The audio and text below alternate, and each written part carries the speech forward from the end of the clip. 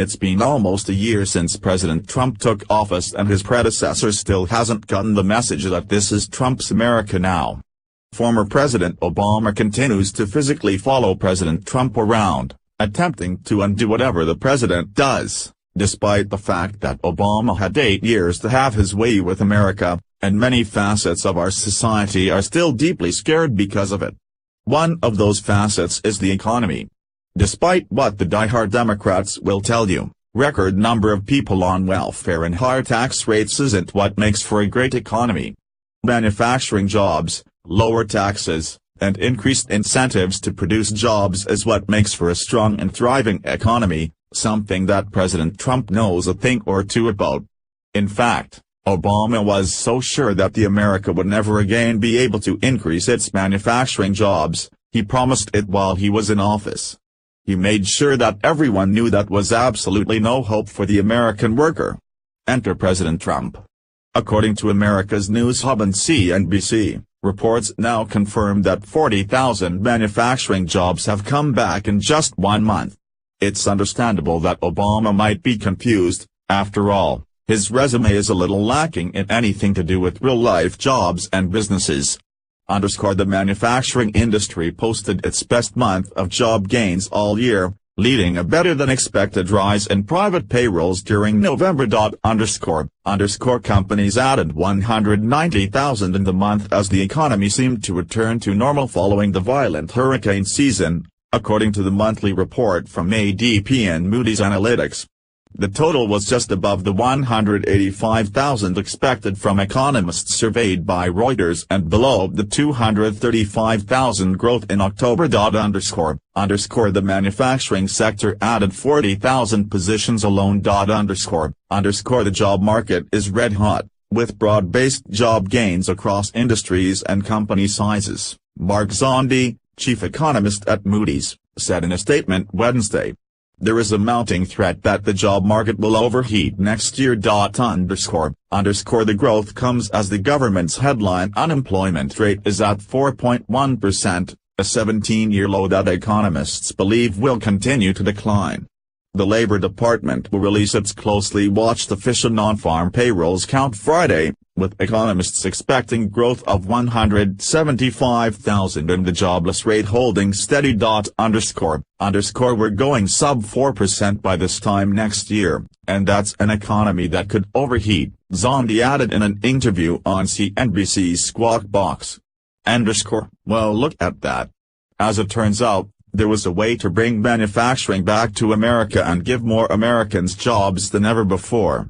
You can say it's because of confidence, or the tax incentives that President Trump is trying to give businesses, and that all might be true.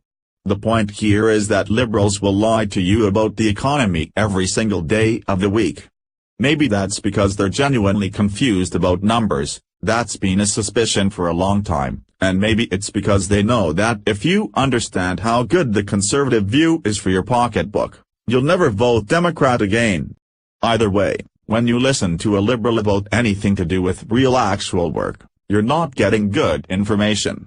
Crazy as this misinformation seems, it's just the beginning of the attack on both your intellect as a voter and President Trump as your chosen leader. Just days ago, Obama was speaking in Chicago and actually compared President Trump to Adolf Hitler and Americans to the Germans who turned a blind eye. The danger is growing complacent, Obama said. We have to tend to this garden of democracy or else things could fall apart quickly. That's what happened in Germany in the 1930s, which, despite the democracy of the Weimar Republic and centuries of high-level cultural and scientific achievements, Adolf Hitler rose to dominate, Obama noted. 60 million people died. So, you've got to pay attention. And vote. Crazy as all of that might seem, they're not the first to try and push this comparison. The Independent wrote their own Trump-Hitler comparison piece in November. Throughout his presidential campaign, Donald Trump described his opponent, Hillary Clinton, as a criminal and said she should be tried and put in gaol. Of her guilt, he had no doubt. Commentators at the time noted the extreme nature of such rhetoric and the fact that demands for the investigation and imprisonment of political opponents was alien to the American system. But, they speculated, perhaps it was just that, rhetoric, and with his inauguration as president, he would leave such dangerous talk behind. It turns out, however, that Trump has proven unable to let go of his obsession with his defeated rival.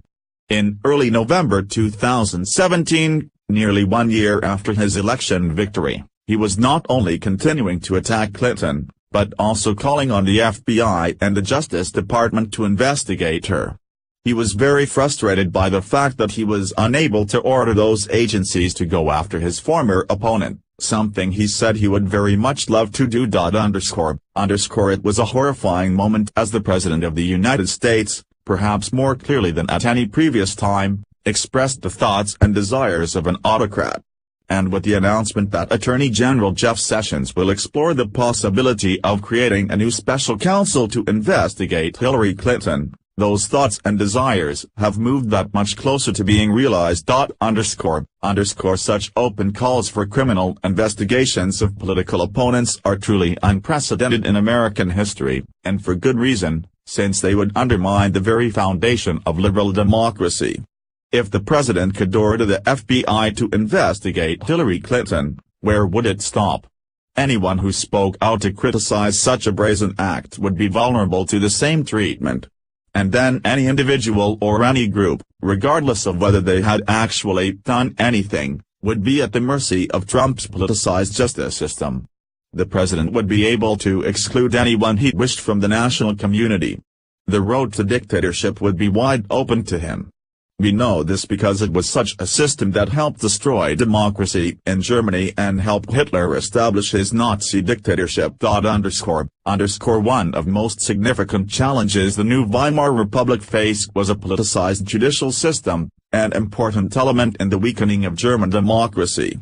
One of the key failings of the revolution that toppled the German Empire in 1918 was the failure of the revolutionaries to establish a truly republican judiciary by allowing the judges from the old imperial system to remain on the bench.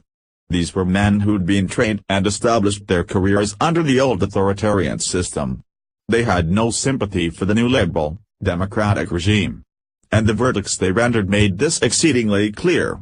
Political crimes committed by individuals on the left consistently receive longer prison sentences than those committed by people on the right.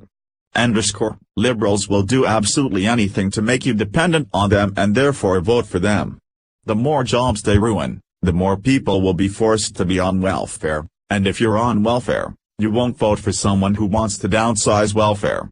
It's sad to think that any homegrown American would try to cut the legs out of the American economy that way, but it's hard to see this as anything else but a pointed attack on the American economy.